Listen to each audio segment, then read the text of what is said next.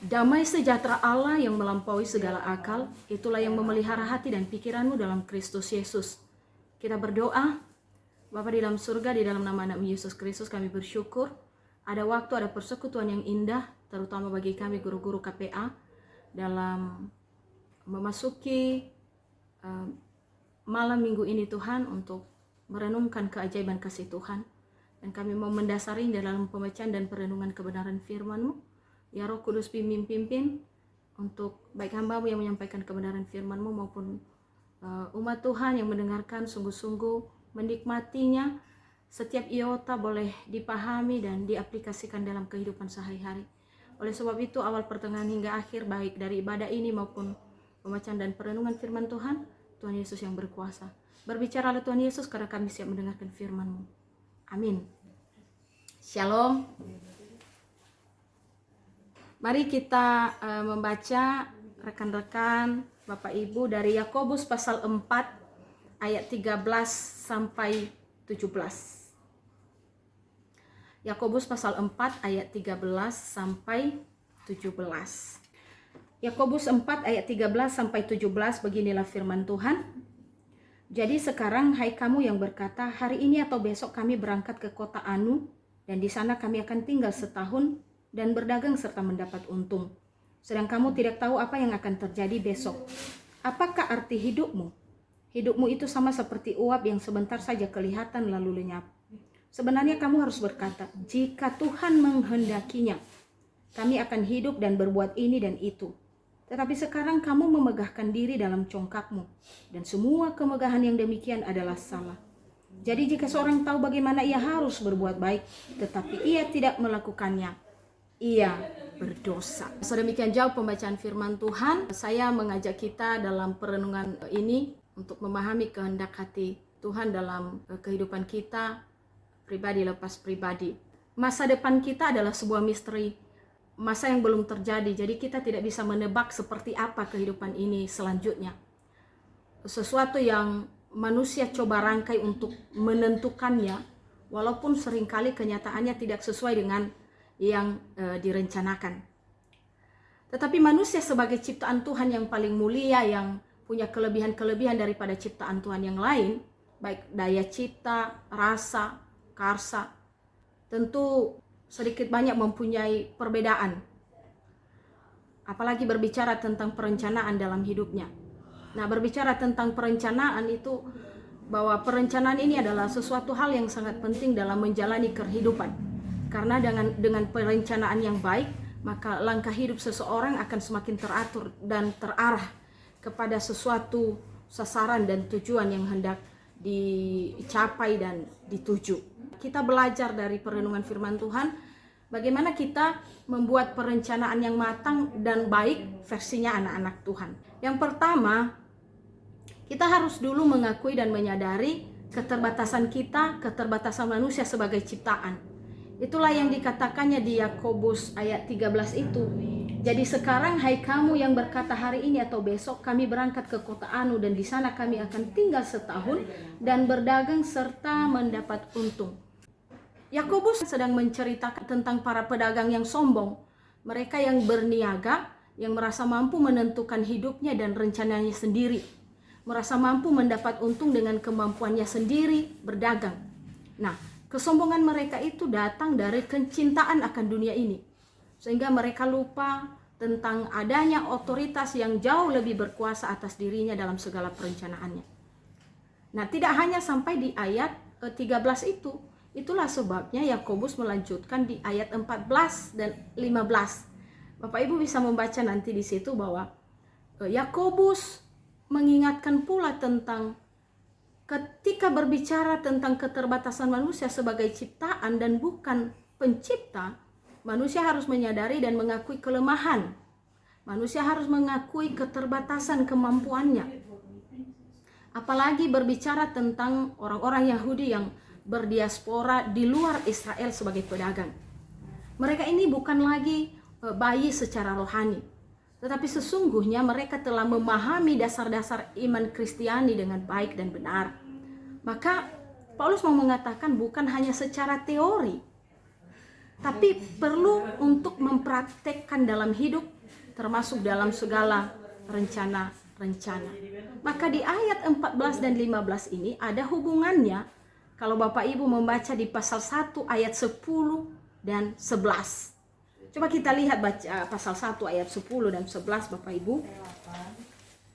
Di mana dikatakan di sana, dan orang kaya karena kedudukannya yang rendah, sebab ia akan lenyap seperti bunga rumput, karena matahari terbit dengan panasnya yang terik dan melayupkan rumput itu, sehingga gugurlah bunganya dan hilanglah semaraknya. Demikian juga lah halnya dengan orang kaya, di tengah-tengah segala usahanya ia akan lenyap. Jadi poin utama tentang ayat 14 dan 15 di pasal 3 ini, di pasal 4 ini dan juga di pasal 1 ayat 10 sampai 11 adalah tentang kerapuhan dan ketidakpastian hidup manusia. Tentang orang kaya yang meskipun merasa aman dengan kekayaannya, mereka akan direndahkan. Kesombongan dan mengandalkan kekuatan sendiri yang membuat kegagalan manusia untuk segala perencanaan di dalam hidupnya. Nah, Yakobus bukan bermaksud di sini untuk melawan orang yang ingin mendapat untung, tapi ia menegur mereka yang sombong, yang menganggap dirinya bisa dengan apa yang ia punyai. Kesadaran akan keterbatasan dan kelemahan manusia akan membawa manusia kepada tahu diri dan rendah hati. Itu yang pertama. Lalu yang kedua, yaitu melibatkan Tuhan. Melibatkan Tuhan sebagai otoritas tertinggi dalam perencanaan. Itu ditulis di ayat 16 dan 17. Kehidupan manusia yang rapuh dan lemah membawa manusia kepada pemahaman bahwa ia memang tidak berkuasa atas dirinya, ia tidak berkuasa atas hidupnya dan masa depannya. Maka sangatlah penting untuk melibatkan Sang Pencipta di sini, melibatkan Tuhan dalam seluruh aspek kehidupan manusia, dalam seluruh perencanaan-perencanaannya. Jadi kalau Bapak Ibu melihat di ayat 15 itu, ketika Yakobus menulis jika Tuhan menghendaki, artinya kita tidak bisa mematok atau memastikan bahwa apa yang saya kehendaki, apa yang saya rencanakan harus terjadi. Tetapi jika Tuhan menghendaki, artinya hanya Tuhan yang tahu masa depan manusia. Bila ingin sampai kepada masa depan yang baik, hiduplah hari ini dan seterusnya bersama dengan Tuhan.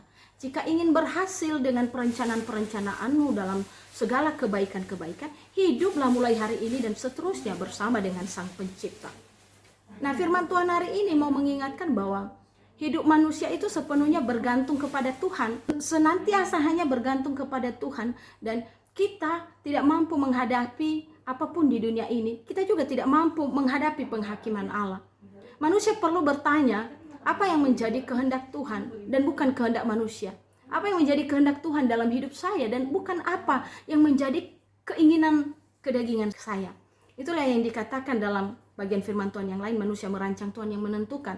Kalau dalam bahasa daerah Nias, Yehova sama tere beka. Nah, hal ini berkaitan dengan Markus pasal 7 ayat 24 sampai 27 Bapak Ibu. Masih ingat kan, itu tidak asing lagi tentang membangun di atas dasar yang benar. Kalau mau membangun di atas dasar yang kuat, ya bangunlah di atas batu. Tapi kalau mau di atas dasar yang rapuh, maka bangunlah di atas pasir. Jika Tuhan menghendaki, kalau kita lihat dalam bahasa Latin, ia pakai kata Deo volente. Kalau dalam bahasa Yunani, dia pakai ea hoc curios telese. Kalimat Deo volente dan ea hoc curios telese bukan sekedar kata biasa, tapi kalimat atau kata ini memberikan pengertian, mengindikasikan bahwa manusia itu harus memiliki prinsip hidup di dalam benaknya, bahwa ia tidak akan melakukan apapun tanpa izin Tuhan. Lalu yang ketiga, cara melibatkan Tuhan dalam perencanaan. Ada dua hal cara melibatkan Tuhan dalam perencanaan hidup kita. Yang pertama, tunduk dan mendekat kepada Tuhan dengan berdoa dan merenungkan firman Tuhan sebagai tolok ukur dalam kehidupan. Itu yang sering kita dengar, bahkan mungkin sudah hafal di luar kepala, Mazmur 119 ayat 105. Firman-Mu pelita bagi kakiku dan terang bagi jalanku. Perencanaan yang baik sangat menentukan suatu pekerjaan terlaksana dengan baik atau tidak. Melibatkan Tuhan itu merupakan poin penting dan poin utama. Karena apa? Karena Dia adalah penentu. Karena Dia adalah pengontrol. Supaya dalam rencana-rencana manusia untuk mencapai satu tujuan, manusia itu tidak menghalalkan segala cara. Saya ajak kita baca Yakobus pasal 4 ayat 2. Kamu mengingini sesuatu, tetapi kamu tidak memperolehnya. Lalu kamu membunuh, kamu iri hati, tetapi kamu tidak mencapai tujuanmu. Lalu kamu bertengkar dan kamu berkelahi. Kamu tidak memperoleh apa-apa karena kamu tidak berdoa. Allah dapat dipercaya karena rancangan yang terbaik atas hidup umatnya. Yeremia 29 ayat 11. Bahwa segala rencana-rencana Tuhan bagi hidup manusia selalu mendatangkan damai sejahtera dan bukan mendatangkan kecelakaan. Itu yang pertama, cara melibatkan Tuhan di dalam perencanaan kita. Lalu yang kedua, cara melibatkan Tuhan dalam perencanaan, hargai waktu dan potensi yang Tuhan berikan sebagai bukti bahwa hidupmu ini terencana. Rencana yang disertai tekad dan usaha sebagai pendukung. Rencana bukanlah sekedar moto dan angan-angan belaka. Karena orang yang berhasil adalah orang yang hidupnya terencana dengan baik, punya kemauan keras mewujudkannya. Sebuah perencanaan hidup akan semakin sempurna bila Tuhan terlibat di dalamnya. Oleh sebab itu kita diingatkan untuk waspada. Berhati-hatilah di zaman modern ini dengan pengalaman, dengan kepintaran, kekuatan, kekuasaan, uang, kecanggihan teknologi dan lain-lain, di mana kemudian orang terjerumus untuk mengandalkan kekuatan sendiri dan tidak melibatkan Tuhan dalam segala perencanaannya. Kita perlu waspada dan mawas diri. Karena berpikir semua yang direncanakan itu pasti akan berhasil. Nah, baik dalam kehidupan pribadi, kehidupan keluarga, juga dalam pelayanan-pelayanan kita Bapak Ibu. Lagi-lagi, perencanaan harus diselaraskan pada kehendak Tuhan dan membunuh setiap kehendak yang tidak selaras dengan kehendak Tuhan. Demikianlah perenungan kita, biarlah sungguh menjadi berkat untuk kita semua dan menjadi hormat dan kemuliaan bagi nama Tuhan Yesus. Sekali lagi kita berdoa. Puji dan syukur kami naikkan di hadapan-Mu, Yesus Kristus Sang Pemilik kehidupan kami, Tuhan dan Juru Selamat kami yang hidup. Terima kasih untuk kebenaran firman-Mu yang mengingatkan kami bahwa seluruh aspek kehidupan kami ada dalam otoritas Tuhan, sehingga kami tidak boleh mengabaikannya. Dan dalam seluruh aspek kehidupan ini, kami tetap melibatkan Tuhan. Dan inilah doa kami Tuhan, Engkau sempurnakan dalam nama Yesus yang telah mengajar kami berdoa. Demikian. Bapa kami yang di surga, dikuduskanlah nama-Mu. Datanglah kerajaan-Mu, jadilah kehendak-Mu di bumi seperti di surga. Berilah kami pada hari ini makanan kami yang secukupnya. Dan ampunilah kami atas segala kesalahan kami, seperti kami juga mengampuni orang yang bersalah pada kami. Dan janganlah membawa kami ke dalam pencobaan, tetapi lepaskan kami daripada yang jahat. Karena Engkaulah yang mempunyai kerajaan dan kuasa dan kemuliaan sampai selama-lamanya. Amin. Arahkanlah hatimu dan terimalah berkat Tuhan. Tuhan memberkati engkau dan melindungi engkau. Tuhan menyinari engkau dengan wajahnya dan memberikan engkau kasih karunia. Tuhan menghadapkan wajahnya kepadamu dan memberikan engkau damai sejahtera saat ini sampai selama-lamanya.